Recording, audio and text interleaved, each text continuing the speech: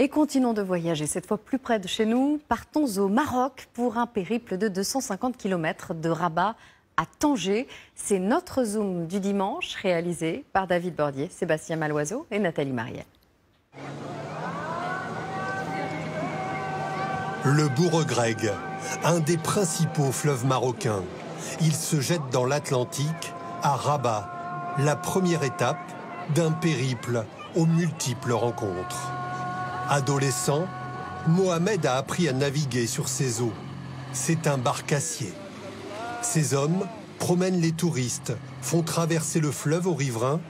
Le dimanche, parfois entre deux courses, Mohamed jette sa ligne. Ici, on pêche la sole, la dorade et en mer les crevettes, les calamars, les merlans. Dans sa barcasse, Mohamed travaille au pied de l'une des plus imposantes citadelles du Maroc, les Oudaya. C'est un patrimoine historique dont les Rabatis sont fiers. Le charme de la Casbah des Oudaya attire le monde entier ici.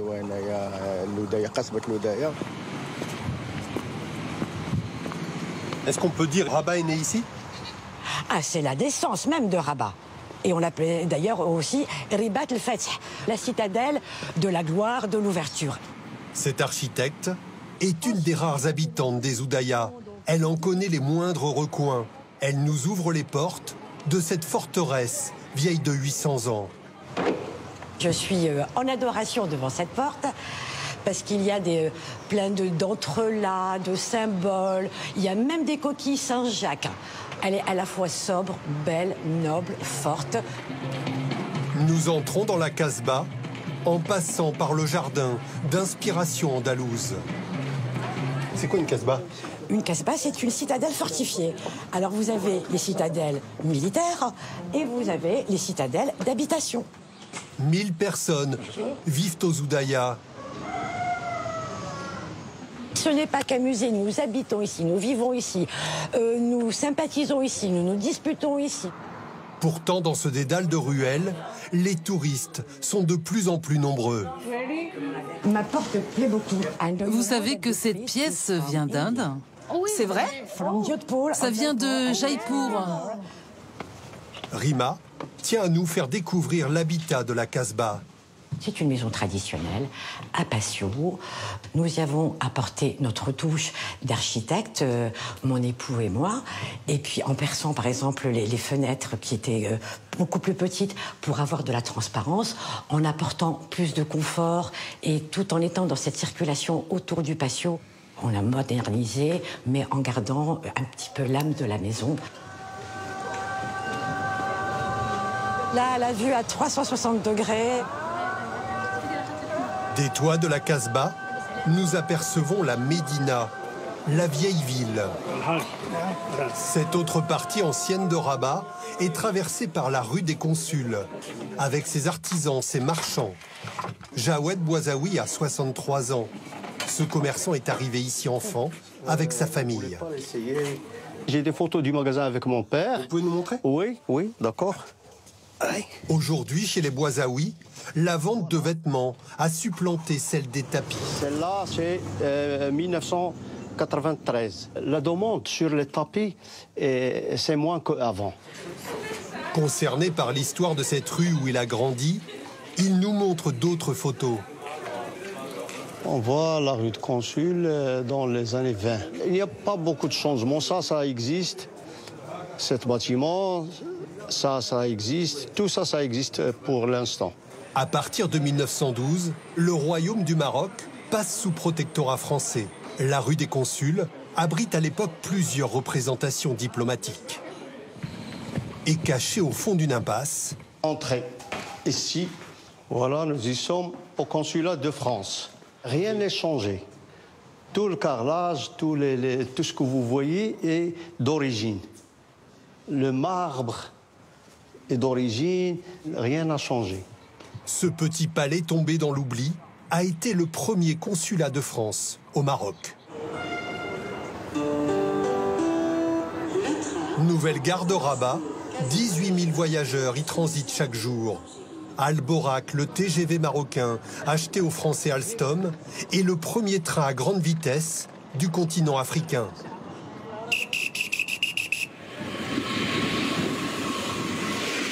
Nous quittons la capitale pour Tanger, au nord du pays.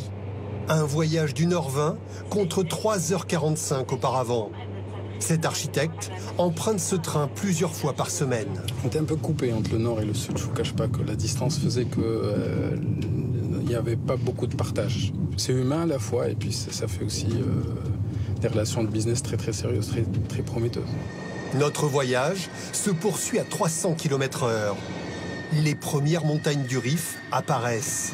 Nous quittons les rails pour prendre la route. Changement d'itinéraire, direction Chefchaouen, à 600 mètres d'altitude. On vient admirer une couleur, le bleu de la ville. Ce matin-là, les deux employés d'un riad sont en plein rituel. On a l'habitude de peindre ensemble et on aime bien le faire nous-mêmes. Elles utilisent de la chaux et un pigment naturel appelé le nila. C'est la couleur de Chaouen. Nous n'utilisons que ce bleu. À Chefchaouen, la légende prétend que les femmes sont les seules à posséder un don pour la peinture. En s'enfonçant dans la médina, encore du bleu. Mais cette fois sous la casserole d'un cuisinier hors pair. Son secret à lui, la cuisson de la semoule. Il y a des gens qui font 1 fois, 2 fois, mais 3 fois, c'est bien pour l'estomac. Chez Fouad, le choix de la viande est sacré. Ça, c'est du mouton? La viande de chèvre, première classe. Il nous livre la recette du succès, préparer la cuisine avec son cœur. Retour à bord du train entre Rabat et Tanger. À 23 ans, Iman est une pionnière, comme 16 autres femmes, sur cette ligne, à grande vitesse. C'est la première fois au Maroc qu'on exerce ce métier. On est très fiers. C'est un changement dans notre vie, mais avec les voyageurs et tous, on ne trouve pas de difficultés. Mesdames et messieurs, nous nous approchons de la gare de Tangéville. D'un monde à l'autre, Tanger-la-Blanche. Source d'inspiration depuis des siècles pour les peintres, les écrivains, les chanteurs. Dans la Casbah, derrière chaque porte, il y a une histoire. Philippe en connaît une. Bonjour Radija. Cet ancien journaliste, propriétaire d'une maison d'hôtes, nous présente une amie. Radija, 82 ans, a assisté à l'enregistrement d'un morceau culte des Rolling Stones. Eux, je les connus parce qu'ils sont venus à Tanger pour... Ouais, en 89, ouais. En 89, pour l'anniversaire, le 20e anniversaire de la mort de Brian Jones, celui qui a fait les Rolling Stones. Sur ce cliché, Radija danse avec Mick Jagger. Radija, où est-ce que tu nous emmènes? À la grande maison où il y avait le Rolling Stone, ils s'enregistraient le disque. Super. Il y avait la fête. L'enregistrement. Voici l'endroit devenu mythique. Exactement. Les musiciens, ils étaient là. Et après, ils sont mis le tour. Et après, ils ont commencé au salon, ils ont commencé à enregistrer. Les Jajoukas, des musiciens des montagnes, sont descendus du Rif. Leur musique millénaire va fusionner avec celle des Rolling Stones et la voix de Mick Jagger. Mais là, j'étais en train de danser. Ah, toi, tu dansais là? Là, c'est exactement là. Ouais. Là, j'étais en train de danser. La chanson Continental Drift, qui signifie la dérive des continents, résonne toujours dans le palais à Kaboun. Au nord de la ville, la pointe du Maroc, entre l'Atlantique et la Méditerranée. Tanger-Med, étape ultime de notre périple. Voici le plus grand port d'Afrique, connecté à 80 pays et 180 ports.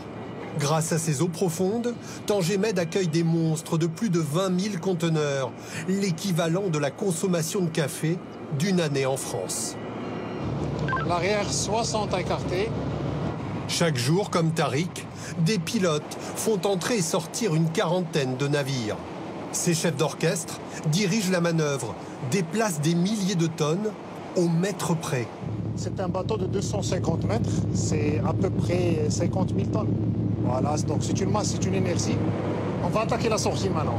Avec sa cargaison d'électroménager, notre bateau va rejoindre le port de Valence. L'arrière dans l'axe. Au loin, on aperçoit le détroit de Gibraltar, l'Espagne. Tariq a rempli sa mission. C'est bon? Petite question, quand est-ce que vous décidez de quitter le navire? Je quitte le navire une fois il est clair et loin de tout danger, tout simplement. Pour moi, c'est bon. Après, c'est au commandant de prendre le relais. L'Europe est devant nous, presque à portée de main. 14 petits kilomètres la séparent du Maroc.